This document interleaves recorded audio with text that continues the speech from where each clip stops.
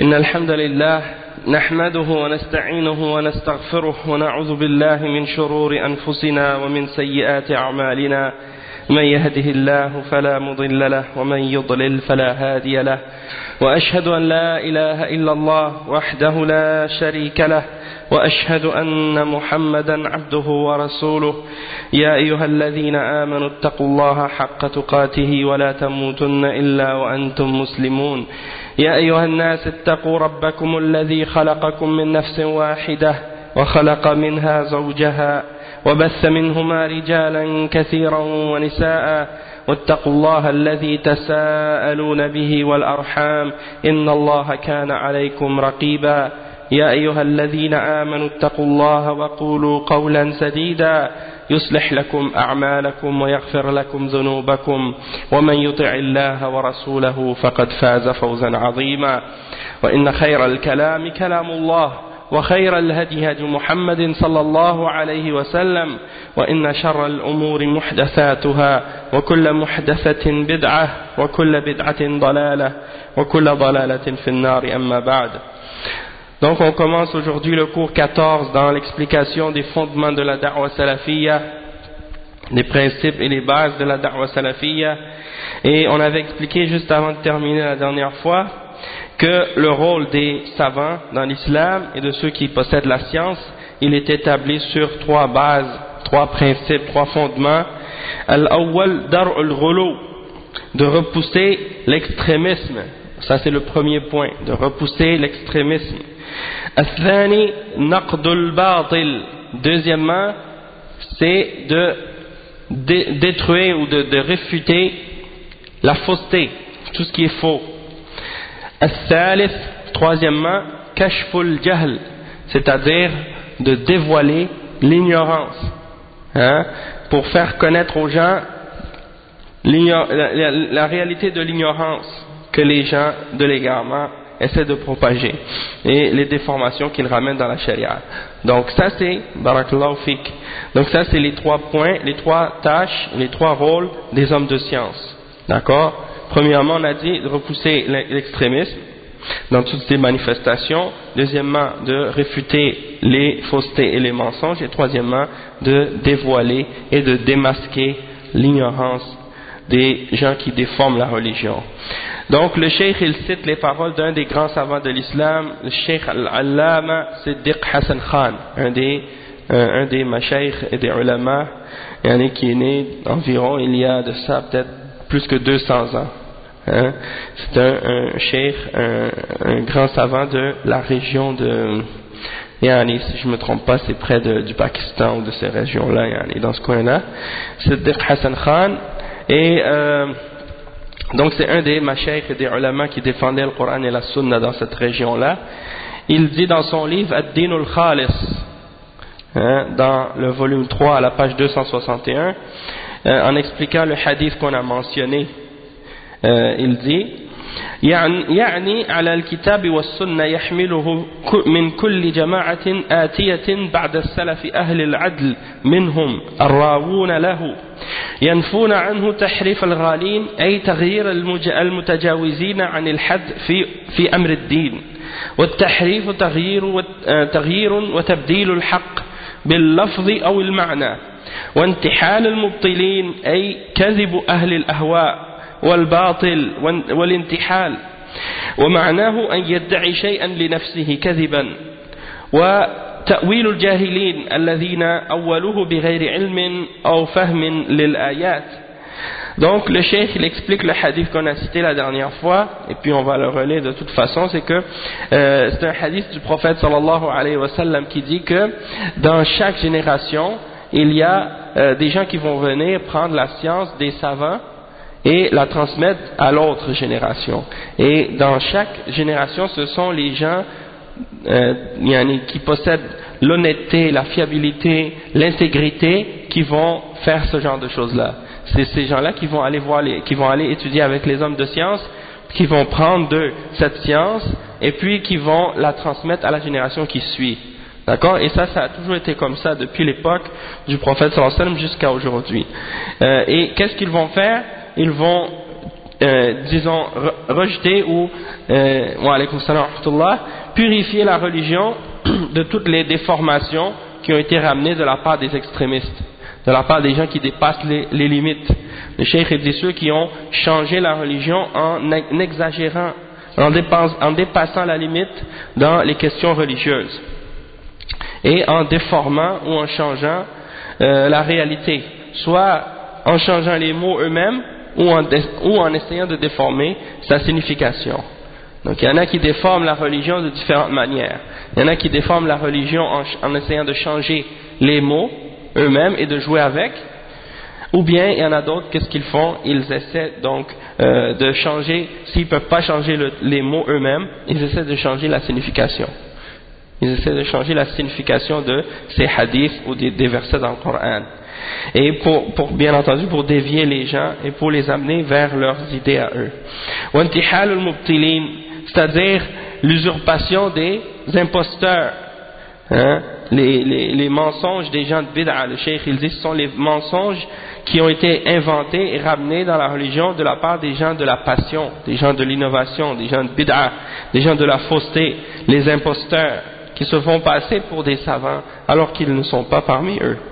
Et ils se prétendent donc posséder la science alors qu'ils appellent les gens à l'égarement.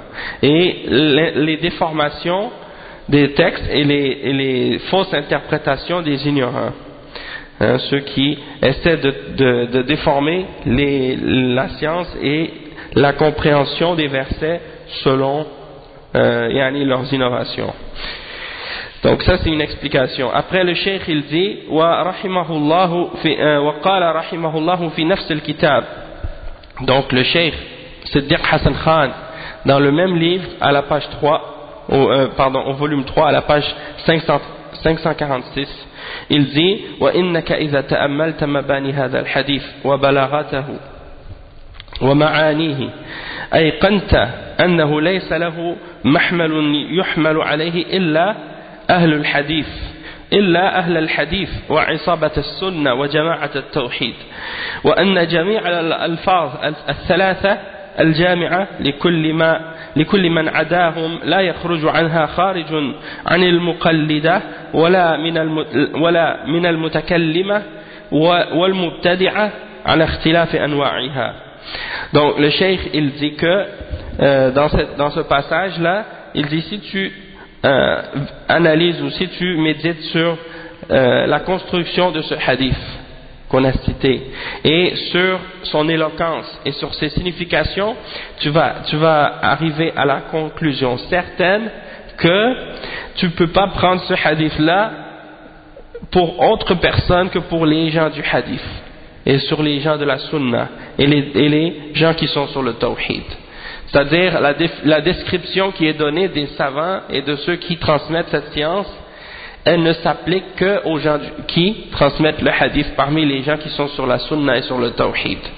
Hein? Si tu cherches parmi tous les groupes qui composent les différentes sectes ou les différents groupes de la Ummah et tu essaies de trouver qui respecte la description qui est mentionnée par le prophète sallallahu alayhi wa sallam dans ce hadith-là, tu ne vas pas trouver un autre groupe sur qui tu peux appliquer cette description-là, excepté les gens du hadith et les gens de la sunna, hein, et les gens du tawhid. Les autres groupes, ils ne peuvent pas entrer dans cette description-là parce qu'ils ne font pas ce que les savants qui sont décrits dans ce hadith-là font.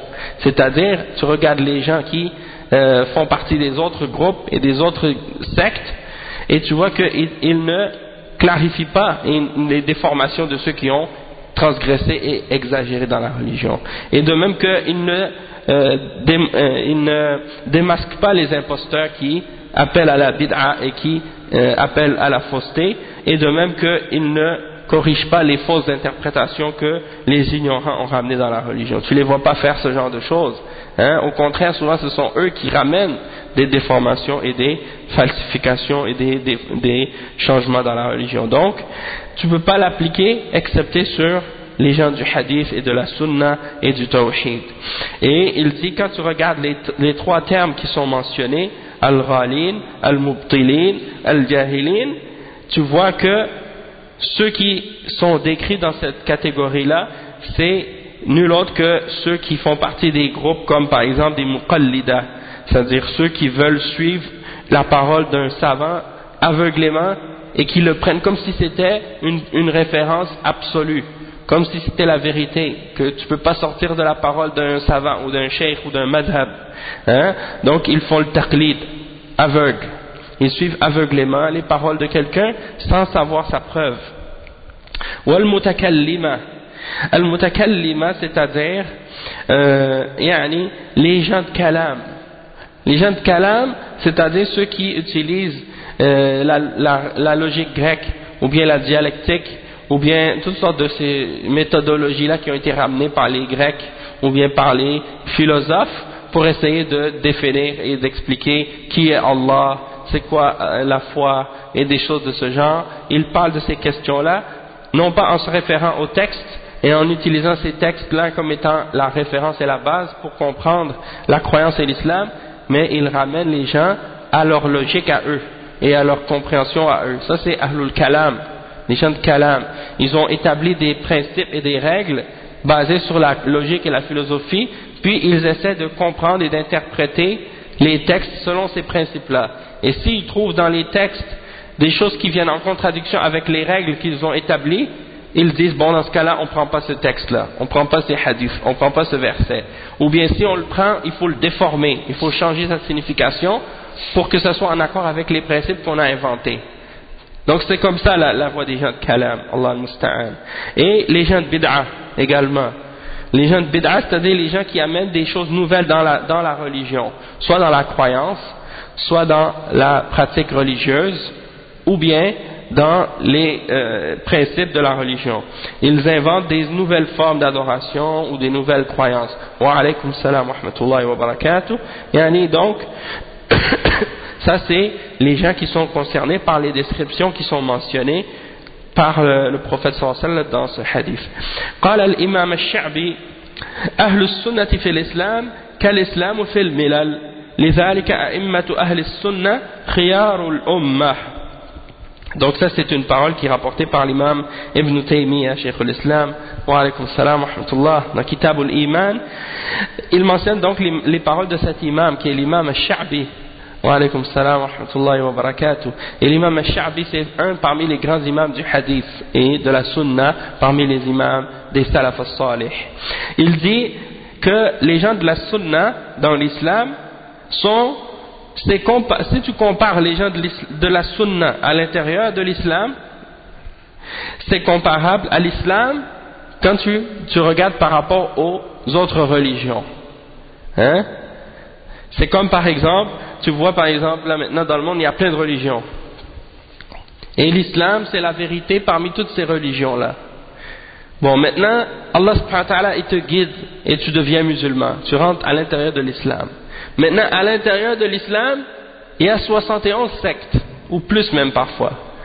Donc, parmi les gens qui composent les différentes sectes de l'islam, 73 sectes, il y en a une qui va au paradis et les autres qui sont égarées. Donc, qu'est-ce que je voulais dire? C'est que parmi toutes ces sectes, si tu compares celle qui est sur la vérité, qui est sur la sunna par rapport aux autres, eh bien c'est comparable à l'islam par rapport aux autres religions. D'accord? Et c'est pour ça que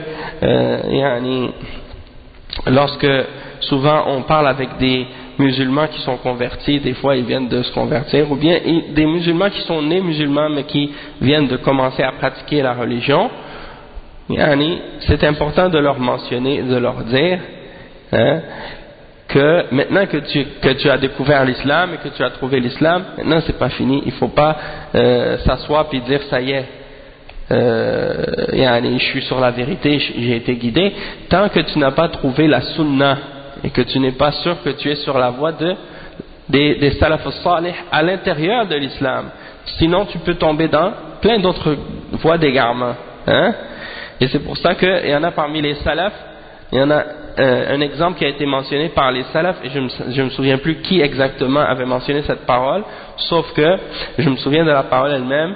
Il y a quelqu'un qui a dit Alhamdulillahi ala l'islam, c'est-à-dire alhamdulillah qu'on est sur l'islam, qu'on a été guidé à l'islam.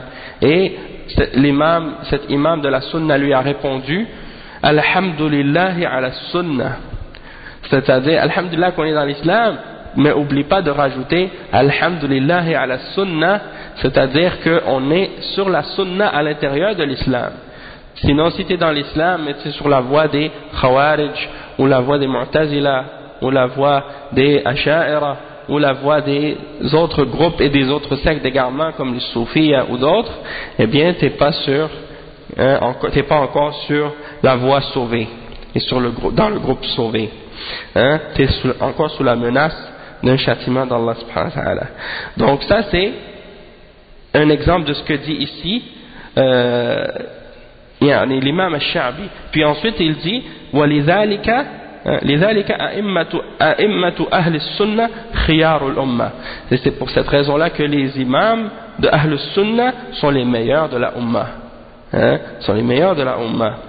Et ça c'est important de bien le comprendre. Et quand on parle des ulama, et quand on donne référence, quand on parle des ulama, on parle de qui? On ne parle pas de n'importe quel d'entre les ulama qui font partie des sectes ou des groupes d'égarement. On parle des ulama de Ahl Sunnah, parce que c'est eux qui sont réellement les savants. Parce que les autres, ils ne se réfèrent pas à la base et à la Sunnah. Ils se réfèrent à leurs opinions ou à leur logique ou à d'autres choses, ou à des bid'ah, et non pas à la Sunnah. Ensuite, le cheikh dit wa khatarul khuruj anil ulama. Le danger de sortir et de s'écarter de l'enseignement des ulama et de la position des ulama. Le cheikh il dit عرفنا أن المنهج السلفي يقوم على فهم الكتاب والسنة بفهم السلف الصالح والسلف الصالح منهم العلماء وغيرهم ممن هو أهل السنة. لذلك كان الصحابة رضي الله عنهم مع عدالتهم وعلمهم يرجعون إلى علمائهم من الصحابة في أمور الدين التي تشكل عليهم بعد وفاة الرسول صلى الله عليه وسلم كالخلفاء الأربعة وعبد الله بن مسعود وعبد الله بن عمر وعائشة رضي الله عنها ورضي الله عنهم أجمعين. Donc le cheikh il dit on a su que le manhaj as-salafi il est basé sur le fait de comprendre le Coran et la Sunna selon la compréhension des salaf as-salih. Et les salaf as-salih, parmi eux on sait qu'il y a les ulama, puis il y a ceux qui sont pas des ulama. Aujourd'hui c'est ça que certains parfois ils font pas la distinction entre les ulama puis ceux qui sont pas ulama, c'est-à-dire le fait que quelqu'un est salafi, certains ils s'imaginent que ça y est, ça fait qu'on est des savants parce qu'on est salafi. Non, c'est sûr que c'est sûr que les salafiyoun, peu importe qu'est-ce qu'ils sont, peu importe que ce soit par exemple des ulama ou des tullab ilm ou des ingénieurs ou des mathématiciens ou des pâtissiers ou des cordonniers ou peu importe qu'est-ce qu'ils sont, ce sont tous des salafis, c'est-à-dire leur base et leur fondement et leur compréhension de l'islam, il est établi sur la compréhension des salaf as-salih et ils suivent tous le Coran et la Sunna, mais bien entendu c'est à des degrés et à des niveaux différents, et même à l'époque des sahaba, les sahaba ils étaient tous sur la voie du prophète Muhammad sallallahu alayhi wa sallam et sur le Coran, sauf que c'est pas tous les sahaba qui se permettaient de parler et d'enseigner ou d'expliquer ou de donner des fatwas dans la religion. Et quand ils avaient des problèmes entre eux, les sahaba, même après la mort du prophète sallallahu alayhi wa sallam, ils retournaient pas vers n'importe quel d'entre les sahaba. Ils retournaient aux sahaba parmi eux qui étaient les plus savants dans l'islam et les plus anciens. C'est-à-dire ceux qui avaient côtoyé le plus longtemps le prophète sallallahu alayhi wa sallam et qui avaient, disons, plus de connaissances et plus de sciences de la religion. Ils ne retournaient pas vers n'importe qui. Et c'est pour ça que le cheikh il dit, et les sahaba, malgré qu'on connaît leur intégrité, leur fiabilité, leur honnêteté, leur science, on voit qu'ils retournaient à leurs savants parmi les sahaba dans les questions de religion qui leur causaient des problèmes ou qu'ils ne comprenaient pas ou des choses qu'ils avaient comme questions après la mort du prophète sallallahu alayhi wa sallam, comme par exemple al-khulafa al-arba'a, les 4 khulafa rashidin, Abu Bakr, Omar, Othman et Ali, radiyallahu anhum. Donc les sahaba retournaient vers eux pour leur poser des questions. Sinon, ils allaient vers Abdullah ibn Mas'ud également, parce qu'il fait partie des savants entre les sahaba. Et Abdullah ibn Omar, le fils de Omar ibn al-Khattab, aussi faisait partie des savants. Et Aisha radiyallahu anha. Et également d'autres comme eux, comme Abdullah ibn Abbas et d'autres, ainsi de suite. Mu'adh ibn Jabal, et ainsi de suite. Le cheikh il dit وكان عصر التابعين وتابعيهم اشتهر فيهم العلماء وكان الناس يرجعون إليهم حتى أخذت الكتب العلماء مذاهبهم تشرق وتغرب في أنحاء المعمورة. قال الشيخ الفوزان في كتابه هداية المستفيد شرح كتاب التوحيد إن الذي يخرج عن أقوال الفقهاء المعتبرين وهو غير مؤهل للاجتهاد المطلق هو الذي يعتبر ضالا وشاذا. Donc le cheikh il dit ensuite après les sahaba à l'époque des tabi'in et même après ceux qui sont venus par la suite les tabi'in, ceux qui étaient les ulama parmi eux c'était vers eux que les gens retournaient et c'était eux qui étaient les plus célèbres. Et les gens retournaient vers eux jusqu'à ce que les gens commencent à prendre des livres par la suite et puis se séparer avec leurs différents mazahib à l'est et à l'ouest et dans toutes les régions dans le monde. Et Cheikh Al-Fawzan il dit dans son livre Hidayat al-Mustafid Sharh Kitab al-Tawhid qu'on a fait ensemble, il dit celui qui sort des paroles des savants qui sont reconnus parmi les grands savants, celui qui sort des paroles des ulama qui sont reconnus vers des gens qui ne sont pas aptes à faire l'ijtihad, eh bien c'est celui qui fait ça, c'est lui qui est considéré comme étant un égaré et une personne qui s'écarte vers des opinions singulières. Donc celui qui sort de la parole des fuqaha et des ulama reconnus et qui va vers des individus autres qui ne sont pas reconnus comme étant des mujtahidin, des gens qui possèdent les outils et les connaissances nécessaires pour être capables d'extraire les verdicts des textes directement du Coran et de la Sunna, ceux qui font ça sont des gens égarés et ce sont des gens qui s'écartent de ce qui est clair vers des positions qui sont singulières. Et tu vois, c'est souvent des jeunes comme ça. Tu vois, Allah al-Musta'an, et j'en ai rencontré même comme ça à Montréal. Qu'est-ce qu'ils font? Ils vont dans des livres de fiqh, comme par exemple des mawsu'at, des livres très élaborés dans les questions de fiqh, qui rentrent dans les divergences entre les ulama et qui mentionnent les différentes paroles des ulama, comme Al-Mughni ou bien d'autres livres de fiqh comme ça, que ce soit dans les madhahib, que ce soit Hanbali ou Shafi'i ou Maliki ou Hanafi ou autres, ils vont lire dans ces livres-là, puis ils pigent au hasard des positions comme ça qu'ils trouvent en accord avec qu'est-ce qu'ils veulent faire ou qu'est-ce qu'ils aiment, et puis ils prennent cette position-là. Et puis après ils vont débattre avec les autres et disent tel savant il a dit ça, tel savant il a dit ça, tel savant il a dit ça. Puis tu leur demandes ok d'accord, les savants ils ont dit ça, c'est quoi le dalil? Et là je sais pas, parce que des fois dans ces livres de fiqh ils mentionnent les positions des ulama mais il n'y a pas de dalil qui sont mentionnés, c'est juste les divergences qui sont mentionnées seulement. Et donc si tu te bases juste sur ces paroles là puis tu dis tel cheikh il a dit ça, puis tu dis ça c'est le haqq, sur quoi tu te bases pour dire que c'est le haqq si tu ne connais pas son dalil, tu ne connais pas sa preuve? Donc tu vois ces jeunes-là débattre de religion, faire des disputes entre eux, commencer à même faire le takfir des autres parfois, en se basant sur la parole d'un savant qu'il a eu dans un livre de fiqh, que dans la seule question qu'il est en train il est en train de parler d'un sujet en particulier, seulement dans cette question-là, peut-être qu'il y a 10 paroles différentes des savants mentionnés sur cette question-là. Lui, il en a choisi une au hasard, puis il dit c'est ça qui est le haqq. C'est quoi ta preuve? Je sais pas. Donc comment, subhanallah, tu prends des paroles comme ça, puis tu te bases là-dessus? C'est pour ça que les ulama, ils disent celui qui sort des paroles des fuqaha qui sont connus et qui se tourne vers des gens qui ne sont pas aptes à faire l'ijtihad, qui connaissent même pas les adilla et les causes des divergences, et il va vers ces gens-là pour prendre des positions, ça c'est une personne qui est égarée.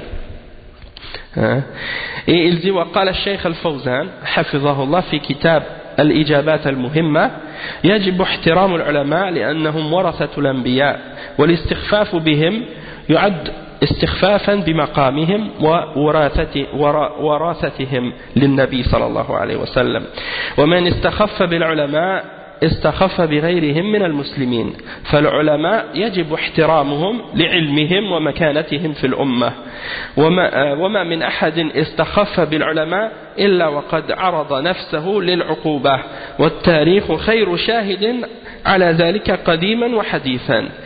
Donc Cheikh Al-Fawzan il dit dans le livre Al-Ijabat Al-Muhimma, les fatwas qu'on lit de temps en temps comme ça, de Cheikh Al-Fawzan, il dit il est obligatoire de respecter les savants de l'islam parce que ce sont les héritiers des prophètes, et le fait de dénigrer ou de rabaisser ou de manquer de respect aux ulama et de manquer de respect à leur statut et au degré de ces hommes-là, c'est en même temps un manque de respect envers leur héritage qu'ils ont eu du prophète sallallahu alayhi wa sallam.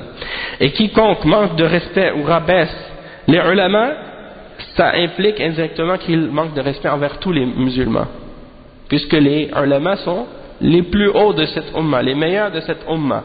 Donc si quelqu'un manque de respect envers les ulama, donc dans ce cas-là, c'est comme s'il manque de respect à tous les autres musulmans. Puisque si tu manques de respect au plus grand, au plus haut d'entre nous, mais ça implique tous les autres qui sont en dessous d'eux. Et ensuite, il dit également que il est obligatoire de respecter les ulama à cause de leur science et à cause du degré qu'ils ont dans la ummah.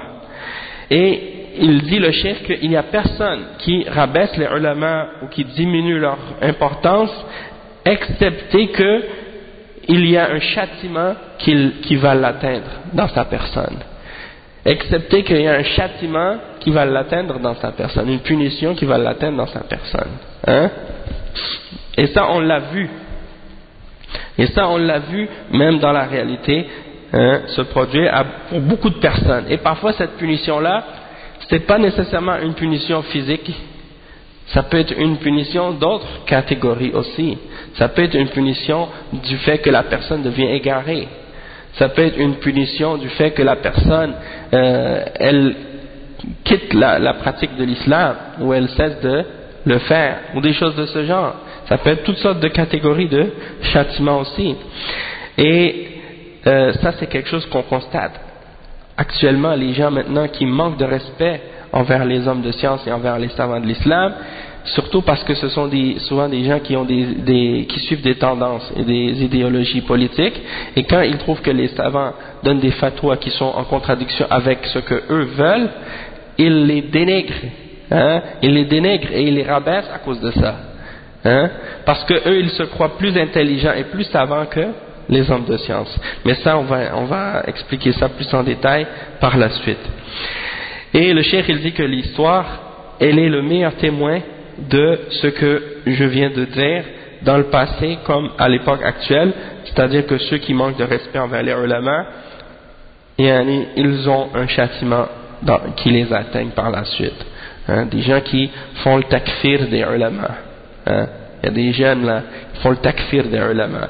Sinon, s'ils font pas le takfir, ils les traitent d'ignorants, ou bien ils les ridiculisent, ou ils les rabaissent, ou ils les accusent, comme on disait la dernière fois, d'être des savants à la solde des dirigeants et des esclaves des dirigeants. Il y en a même qui ont, à certaines époques, je me rappelle, ils parlaient de Cheikh Ibn Baz, de Cheikh Al-Albani, ils disaient, ça c'est des gens qui travaillent pour les États-Unis, ou qui sont des agents du Mossad, ou des trucs de ce genre. Allahul Musta'an. Donc ça c'est, tu vois l'égarement de ces jeunes-là, qui ne comprennent rien, ni à la politique, ni à quoi que ce soit, mais qui pensent que ils se prennent pour les plus grands théoriciens, les plus grands politiciens qui sont, alors qu'ils font juste parler dans un café ou bien au coin de la rue comme ça avec leurs amis, ils pensent qu'ils ont tout compris de ce qui se passe dans le monde, et puis ils viennent critiquer les hommes de science et les savants de l'islam. Allah al-Musta'an. Le cheikh dit ثم بين الفوزان حفظه الله أن السبب في الشذوذ عن المنهج هو الخروج عن كلام العلماء فقال إن هؤلاء الشباب الذين شذوا عن المنهج السلفي في الدعوة إنما تأثروا بهذه الأفكار الوافدة من الخارج أما الدعاة والشباب الذين بقوا على صلة بعلمائهم ولم يتأثروا بهذه الأفكار الواردة فهؤلاء والحمد لله على استقامة كسلفهم الصالح. Donc le cheikh il explique que la raison pourquoi beaucoup de jeunes se sont déviés, ils ont quitté le manhaj, ils sont sortis vers d'autres choses vers d'autres voies, ils ont quitté la voie des hommes de science. Il dit que c'est parce que beaucoup d'entre les jeunes ont été influencés par des idéologies qui viennent de l'extérieur. C'est-à-dire, ils parlent par rapport à l'Arabie Saoudite, mais on sait que ces idéologies-là maintenant sont répandues partout dans le monde. Les groupes des Ikhwan et d'autres sectes qui sont propagés. Avant, ils n'existaient pas en Arabie Saoudite, il n'y avait que la da'wa du tawhid et de la sunna. Puis par la suite, ces groupes-là sont arrivés en Arabie Saoudite, puis ça s'est propagé. Maintenant, les gens sont mélangés à cause de certains d'entre ces gens-là qui propagent l'égarement là-bas, mais ces déviations-là et ces égarements-là sont propagés partout dans le monde, ici à Montréal et ailleurs, dans les pays non musulmans et dans les pays musulmans aussi. Et on voit là qu'est-ce qui se passe dans le monde maintenant, des gens qui n'obéissent pas aux ulama, et qui ne suivent pas la compréhension des ulama qui sont sur le Coran et la Sunna. Ils ne font que suivre leurs propres opinions et leurs idéologies. Et donc, le cheikh il dit ces jeunes-là, ils ont dévié de la da'wa parce qu'ils ont été influencés par ces idées-là qui viennent de l'extérieur. En ce qui concerne les gens qui font la da'wa au Coran et à la Sunna, qui sont restés sur le droit chemin, et de même que les jeunes qui restent attachés aux ulama et qui ont une bonne relation avec les ulama, ils n'ont pas été influencés par la grâce d'Allah par ces idéologies-là qui viennent de l'extérieur, et ils sont restés droits comme leurs prédécesseurs.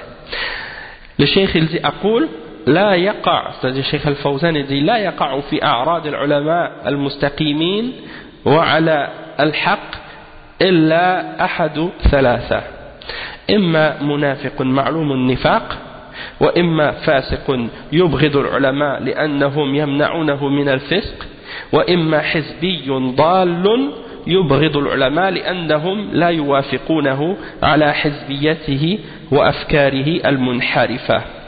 Donc le cheikh il l'a, comme on dit, il l'a bien classé, comme on dit en anglais, break it down, il l'a vraiment catégorisé d'une façon, tu peux pas t'en sortir de cette classification là. Le cheikh il a dit, celui qui tombe dans l'attaque de l'honneur des savants et qui attaque les ulama et les savants de la sunna qui sont droits et qui sont sur la vérité, ils ne sortent pas d'une de ces trois catégories là qu'on va mentionner. On parle pas du fait de critiquer des soi-disant ulama qui sont sur la bid'a et qui appellent à la bid'a, comme les ulama des Shia par exemple, ou les ulama des Khawarij, ou les ulama des Mu'tazila, ou des Soufiyya. Ça c'est des gens d'égarement. On parle des gens qui critiquent les ulama de Ahl Sunnah, qui n'ont aucune autre référence que le Coran et la Sunna, qui appellent au Tawhid et qui appellent à réfuter les innovations et la bid'a. Celui qui les critique et qui les attaque, il est une des trois catégories suivantes. Soit que c'est un hypocrite dont on connaît l'hypocrisie, munafiq. Ça c'est la première catégorie. Deuxième, c'est un fasiq, un pécheur, quelqu'un qui est pervers et qui déteste les ulama parce que les ulama leur empêchent de faire la perversité qu'ils veulent faire. Ou troisièmement, un hizbi, c'est-à-dire quelqu'un qui fait partie d'un groupe islamique ou politique ou ainsi de suite, et il est égaré et il déteste les ulama parce que les ulama ne sont pas en accord avec lui sur son groupe et sur son parti et sur ses idéologies déviées.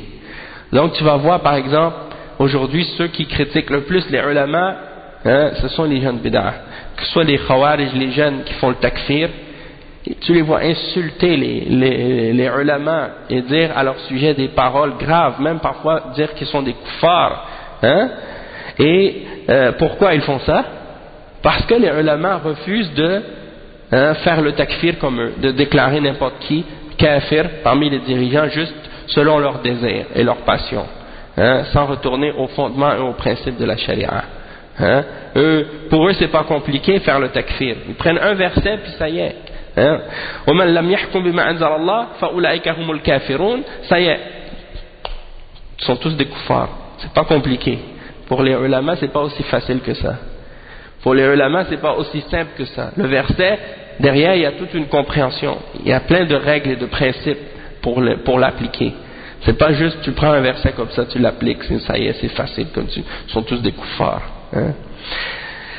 Mais Allahul Musta'an, celui qui n'a pas étudié, celui qui ne cherche pas la science, celui qui ne fait pas d'effort pour apprendre sa religion et pour la comprendre correctement, il ne va jamais être capable de savoir ces choses-là. Il ne va jamais être capable de comprendre non plus correctement. Qu'est-ce qu'il va faire? Il va aller lire chez les livres des gens qui sont d'accord avec lui, des gens qui vont pencher vers sa bid'a pour essayer de renforcer sa bid'a dans sa tête. Et il ne va pas essayer de retourner vers justement les ulama, les gens qui sont reconnus. C'est pour ça que ces gens-là, quand tu leur demandes, à chaque fois je vous le dis, chaque fois tu leur demandes à ces gens-là, c'est qui vos ulama, c'est qui vos références, vers qui vous retournez pour savoir quelque chose.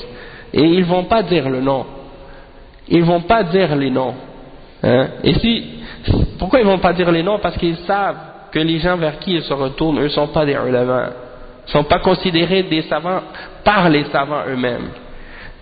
Parce que les ulama, entre eux, ils se reconnaissent. Et ils se connaissent entre eux. Donc, si tu dis un nom, on va dire, ok d'accord, toi tu considères qu'un tel, c'est un savant? D'accord. Avec qui il a étudié? Est-ce que les savants ont parlé de lui et ont dit que c'est une personne qui fait partie des hommes de science? Est-ce qu'il est sur les fondements et les bases d'Ahl Sunnah? Donc ça c'est des exemples.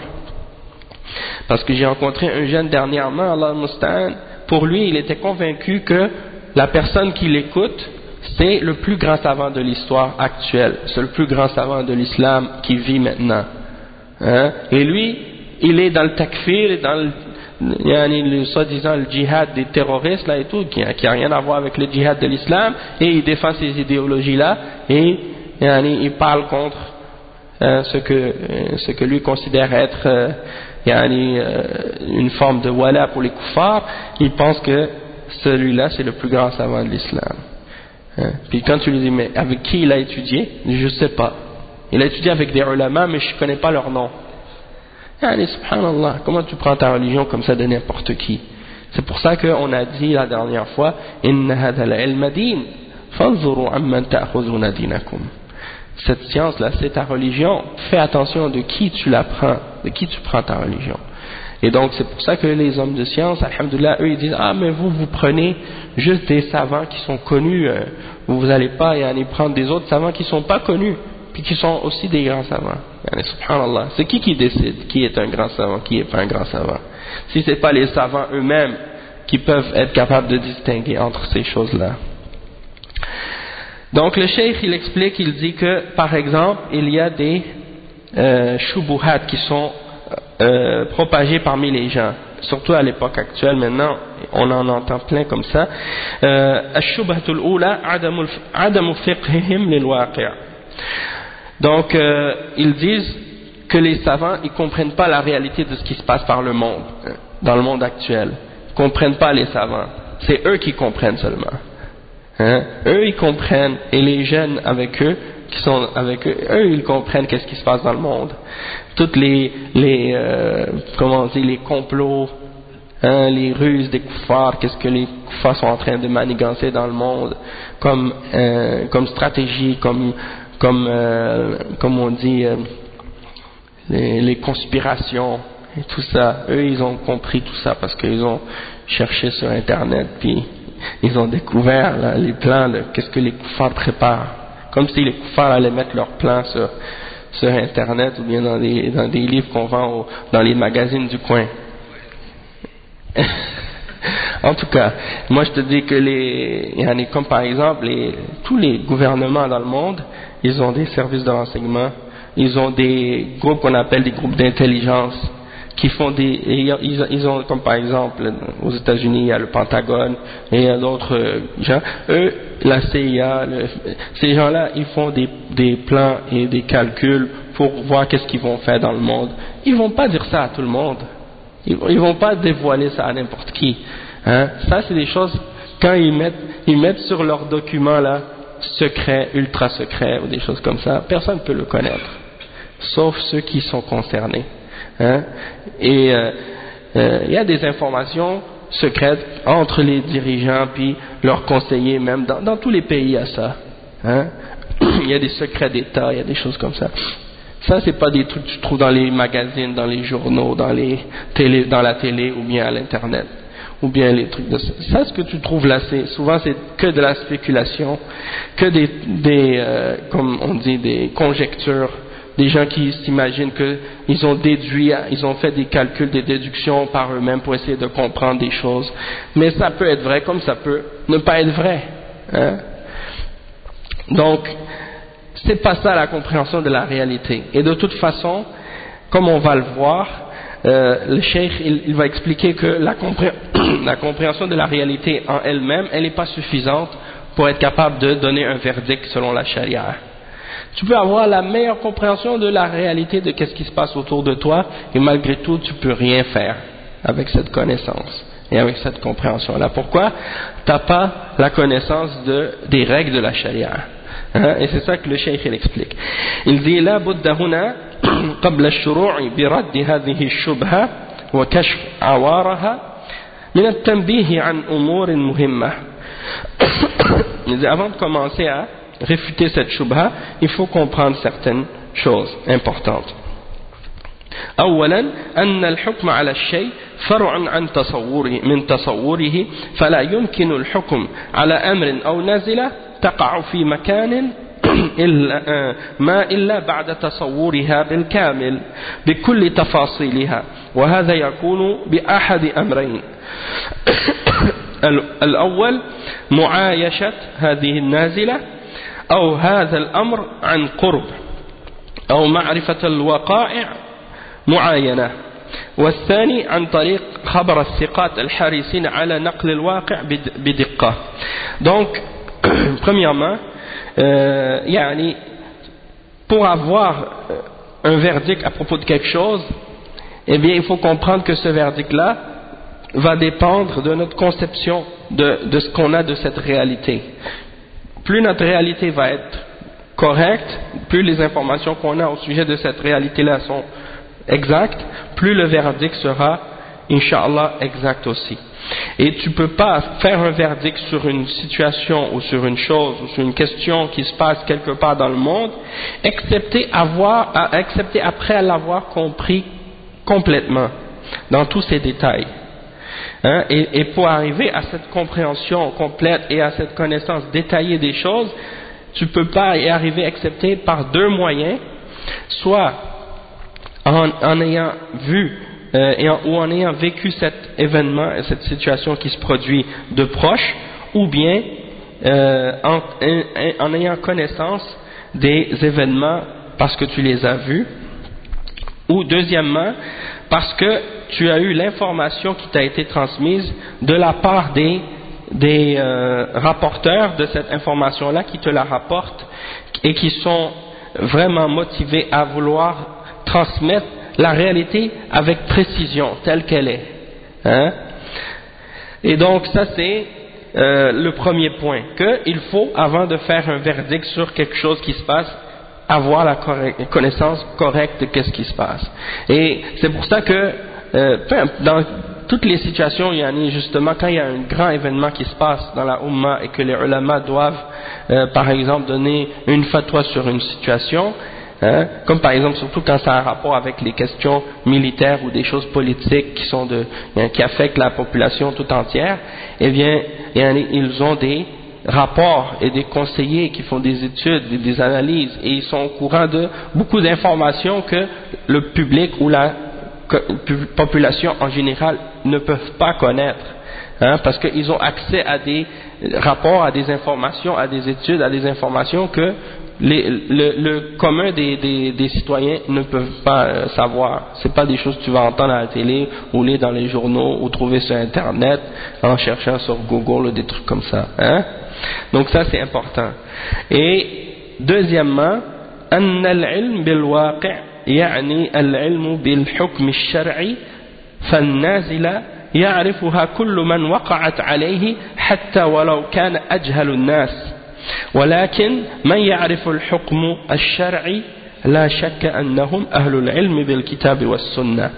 Donc le cheikh dit deuxièmement, la connaissance de la réalité, ça ne veut pas dire que tu possèdes la connaissance du verdict de la charia au sujet de cette réalité-là. C'est-à-dire tu peux avoir la connaissance, comme on disait, de la réalité de qu'est-ce qui se passe dans tel ou tel endroit, ou dans telle ou telle situation. Et le cheikh dit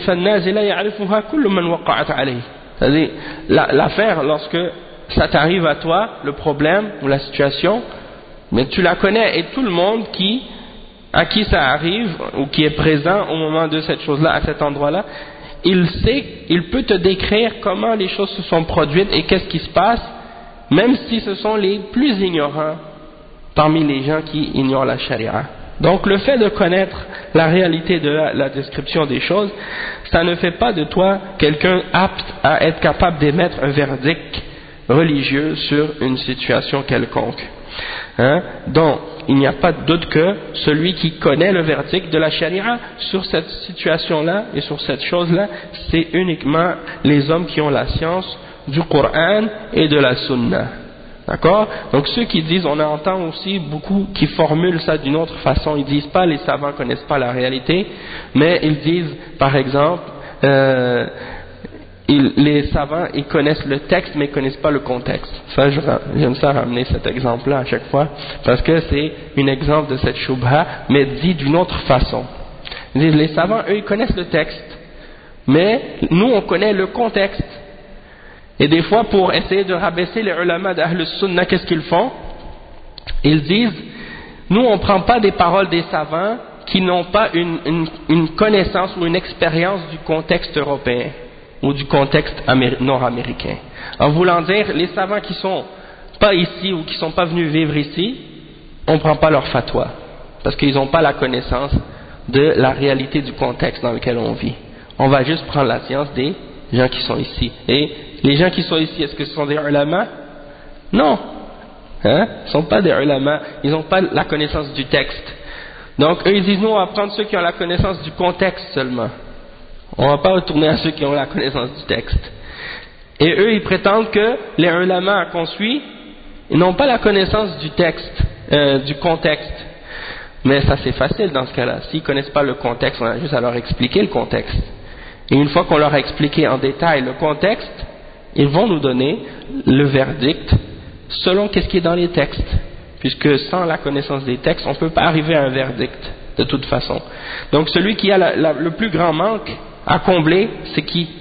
C'est pas celui qui n'a pas la connaissance du contexte, c'est celui qui n'a pas la connaissance du texte. Parce qu'apprendre le Coran et la Sunna et les règles de la Sharia, c'est beaucoup plus long et beaucoup plus compliqué que d'apprendre le contexte d'une situation ou d'un événement qui peut se passer dans une société quelconque. Donc on va s'arrêter ici, à ce point-là, puis on va continuer demain, Inch'Allah, à réfuter cette shubha de ceux qui critiquent les hommes de science et les ulama, et en particulier actuellement, c'est la critique, elle est souvent visée contre les savants de l'Arabie Saoudite.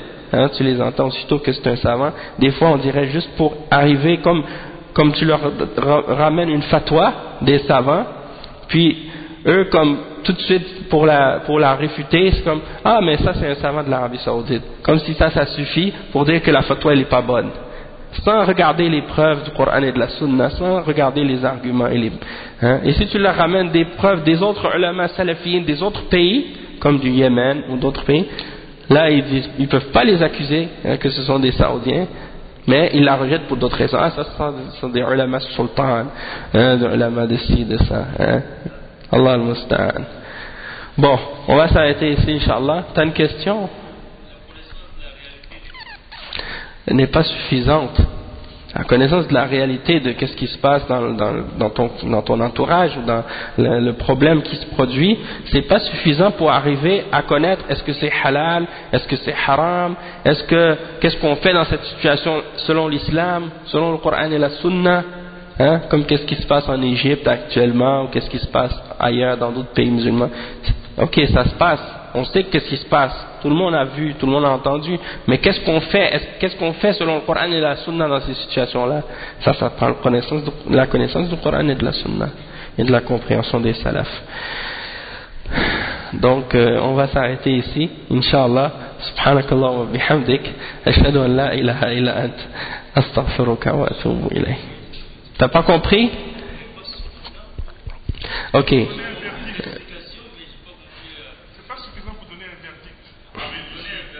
Oui, pour donner un verdict religieux, pour donner une fatwa par exemple. Oui, c'est ça. Donc si tu veux donner une fatwa, il faut que tu peux pas juste dire je connais la réalité. Il faut que tu connaisses la charia aussi. Hein? C'est ça qu'on veut dire. Donc